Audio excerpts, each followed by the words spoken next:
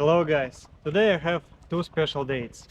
One of them is my birthday, and second one I spent 1 year in the Philippines.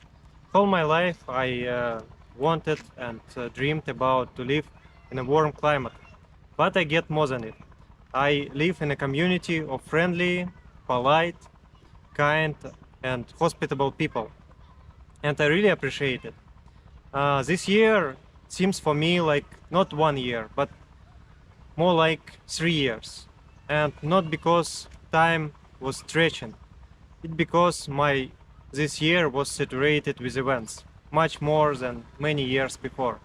When I lived in Moscow, I used to watch movies every day, maybe 3, 5 movies a day, and it felt like I'm wasting my life.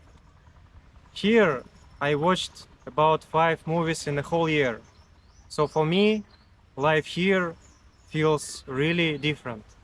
Many years I thought maybe it's already too late to leave country and I should did it before when I was younger and had a lot of opportunities.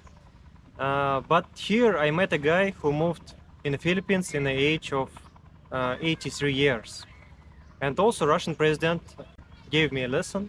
Am I sure that I have tomorrow? And now I'm here. I don't have any regrets. Sometimes I have nightmares about I still live in Moscow and I'm out of money and I'm looking for some money to buy tickets to move here. So it's really sit deep inside in my brain. I don't say that it's perfect. I know I will have good and bad in the future, but for me it's much closer to a dream life. This year I have everything I can dream of. I have life in a dream place and my mom is visiting me here, and I also have a wonderful girlfriend with me. So thank you guys for supporting me, for your hospitality, for your kindness. I really appreciate it. I read and answered to all your comments.